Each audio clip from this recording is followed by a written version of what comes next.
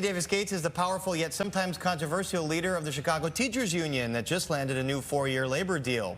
Now, Davis Gates' next battle is retaining her seat as president, as union elections are about a month away. And joining us now is her challenger in this election, Erika Meza of the real Caucus. We did reach out to Stacy Davis Gates. She did not accept our invitation, at least not yet. Erika Meza, thanks for being here. When you look at this contract, 4 to 5% raises, 97% of the members voted for it. Was this the best deal CTU could have gotten? We say no. We are pretty disappointed with some of the wins they're calling. They are using the buzzwords, transformative, they're using historic, and many of our members just don't agree with that. We feel like many of these wins were made already in November. We feel if 4% is something that our leadership is happy with, then why are they taking raises of more than 6%? We're not happy about that. Leadership is in the union. And by the way, those raises that they got were pretty much the raises that were offered several months ago before all this acrimony. And during that time, CTU took a big hit in public opinion. Do you think that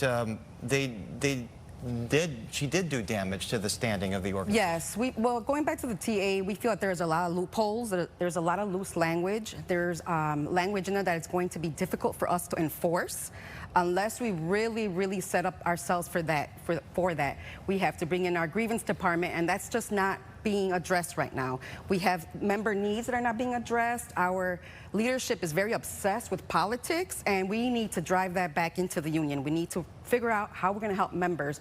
But not only that, we have really fractured really fractured our union members. There's a lot of dissented voices that are ignored, and we've fractured our relationships with our sister union allies, our labor allies. There's a fracture now. You used to be close allies. Yes, our community members and some of our parents. And what would you have done differently? I would have done a few things differently. First of all, a lot of our members feel very disenfranchised. They haven't been approved to join committees. Unless they were in the leaders caucus. If you're not in the leaders caucus, you were not approved to join committees or to be at the bargaining table. And so there are a large amount of voices that weren't represented in this caucus, in this negotiation. Yes, we would have started way earlier.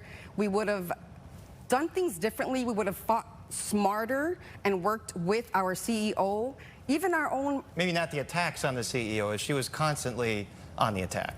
She was constantly on the attack, and they all were just pointing the finger at Pedro Martinez and just using him as a scapegoat and saying that he was stalling and stalling and stalling. But at the end of the day, the so-called wins right now are just being repeated and repeated and repeated. And so they're engaging in what we're calling repetition bias, and we're not buying it. It's a form of propaganda that we're not buying. 97% of the members did vote for this. Does that mean that Stacy Davis Gates might still have a majority of members on her side? What that means is that we were tired. We have been going a whole school year without hearing major wins, hearing of movement, and now we are presented with the same thing that could have been presented months ago. But we're tired. We're tired. We want a contract. We don't feel the solidarity, the union, to actually go on strike. Right. We're not in that position. It was pretty clear that it was not going to lead to a strike at this point. Erika Meza, best of luck to you. Thank you. Thank you so much for joining us. And as always, to our viewers at home, keep up with all the news you need to know at fox32chicago.com and with the Fox local app. That is it for this Monday night. We will see you next time. Thanks, everybody.